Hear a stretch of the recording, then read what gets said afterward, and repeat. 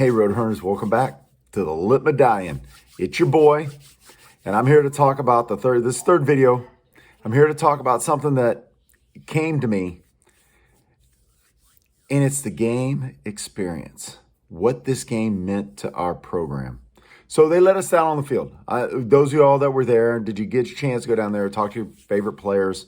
I got a chance to talk to Brendan Brady shortly, Corey Mayfield shortly, and it was just nice to see the smiles on their face. Brendan seemed to be in good spirits. I mean, of course, his team won the football game, and he wanted to be in the game, right? But he couldn't. I just told him, I said, hey, I know it sucks not to be out there, but you got us here. You came back, you got us here. So that's all I could say. Got a chance to talk to Barnes's parents.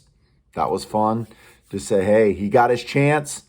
And you talk about making the most of the opportunity that comes your way, and good for him. That, I say stuff like that to parents and to the kids, right?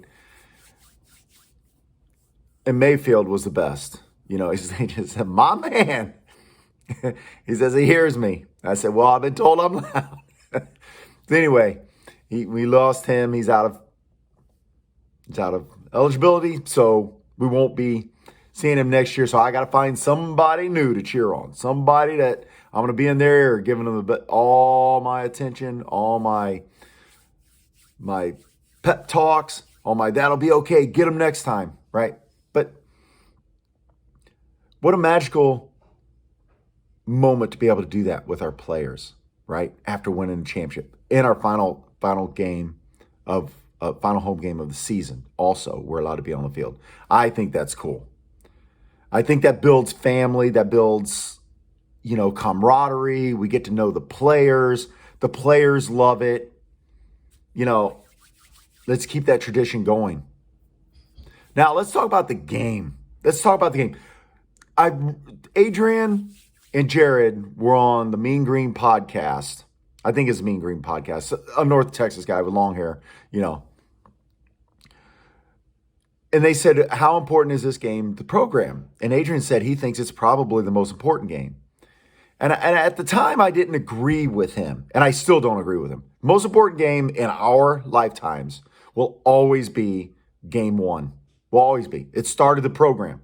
But what I can do and what I will do is remove the first decade. Because that way you remove the first winning season. You remove the first ever bowl game. You know what I mean?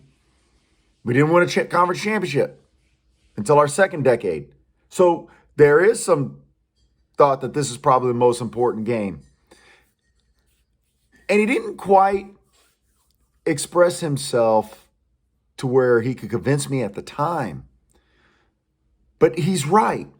To me, the first conference championship is the most important championship. And he always said the second one is sweeter. That was his thing. And Jared was kind of along the long lines with him. But for me, it's because we played North Texas.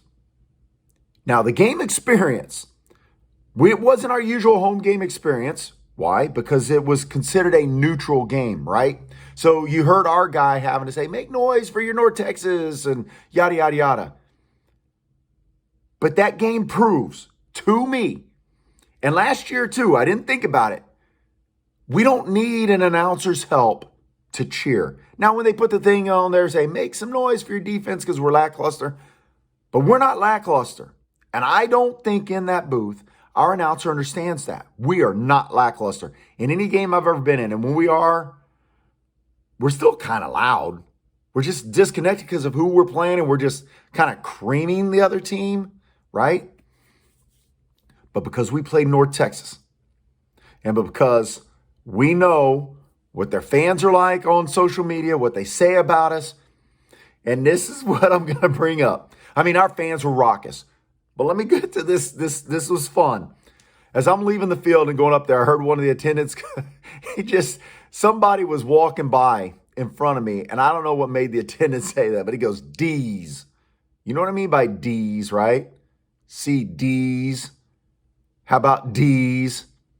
And you know what North Texas love to say? You can't spell nutsack without UTSA. How about D's nuts, North Texas? Say our name. Say our name.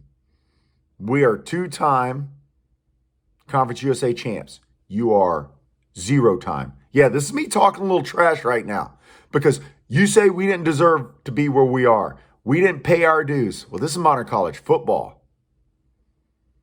If you got the money to start a program, you got the money to be at a certain level, it's up to you to stay there. And it's up to the other teams to stop us from being there. Vanderbilt going to tell us we didn't pay our dues? We could beat Vanderbilt. Illinois going to tell us we didn't pay our dues? We beat Illinois. Memphis? We beat Memphis. It's only North Texas and it's only UTEP. It's a rivalry. But it sure felt good beating North Texas. And I'm telling you, the fans in the stands felt it. We were never disconnected. We were never quiet. We were never nothing, right? Except for engaged with our team. We didn't shut up. I mean, at least my section didn't. I know 109 didn't. I know 110 didn't. Pretty sure 111 to my left didn't. And it was loud in that stadium. And you talk about a great game day experience for that. I mean, the cheerleaders were engaged. They loved the fans. The attendance for 2011 club, the touchdown club, supposed to stop people from going down there that didn't pay to go down there. They just up and left, started watching the game. I know they did because nobody was there. At halftime, went down there to see, what kind of snacks they have because they always do that at halftime. Go use the bathroom and stuff like that and get some beer. There were tons of people in there. I didn't pay to be there. That's okay. I mean, it is okay. But we had people getting raucous. We had people jumping the fence to get on the field. There was a guy, he jumped the fence from our section, tore his knee up. They ended up having to cart him out after the celebration because he tore his knee up. He said his knee gave out. Yeah, well, I'm too old to be jumping a fence, especially from the front row because it's down. It's not like you're up 2 feet. You're up a good 4 to 5 feet. Plus, you got to go over the railings. Plus, they put a banner over that railing, so it's not like you can go over the railing, grab the banner, and shimmy down. But what a magical moment. What that tells me, that was the third highest attended Conference USA championship game. It's only the second one been on Friday. And unfortunately, North Texas had finals that day, so they really had they were stuck. They couldn't get there by 6:30. You know what I mean? If the game had started at 7:30, maybe we get more fans, but 6:30 is kind of early, right? What an experience, though. What an experience. Those players. Number 69, Bentley. He's up on the bench. This is how these players meant. This right here. This was before Mayfield and some of the defensive players were doing the little flappy wings running bird, right? Of when we're mocked, when we play North Texas, when we play UTEP. I think Rice has done it a couple times too. And Mayfield, from the defensive huddle, transitioned to the white part of the sidelines. And he's out there while we're out there kneeling down on the ball. Those North Texas players saw it. This meant something to our program. And that experience, the way everybody was engaged. I don't know if we were louder than last year. I don't know if I can say that because we were pretty loud. I'm not so sure we were louder than last year, but I do know we were more focused. Last year, it came down to last play, right? So we were loud the whole time, loud. But we had guys in our section, and anytime we got a first down, especially as the game went on, and we were start getting that lead, and that's a first down, bitch, right?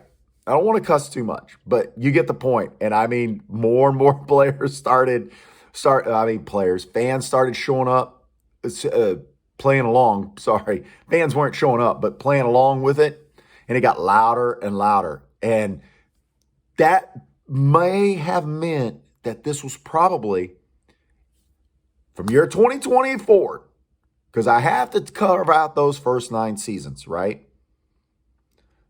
that first decade as special. But you go from here on, and when a program really starts finding its like, this may be our most important game we've ever played. This may be the game that knowing we took it to North Texas, took it to a rival. Who else could we have beaten that would have brought out the best in us as a fan base? This is a serious question. Do you think playing for a national title against Georgia, Alabama, Texas, Ohio State, you name them, right, would have brought more out of us? No. It would have been Texas State. Could you imagine if we did this to Texas State? Oh, my goodness. I couldn't imagine. For one, we'd have had 50,000 people in the stands, guaranteed, because they would have brought 4 or 5, 6 or 7, We might have set a Conference USA championship game record. But you talk about fans being engaged, especially the younger ones. You students, the younger ones. See, when I was going there, we really weren't rivals, right? They were just another school. In fact, a lot of students went to UTSA, saved their money, then transferred to Texas State. Because, when I went to school, the school was still young. When I graduated, we just finished our 21st year as a school. So we didn't really see each other as rivals, right? Because you had a lot of that intermingling, San Antonio kids, right? Going to New Braunfels, that kind of fun stuff. But anyway, now,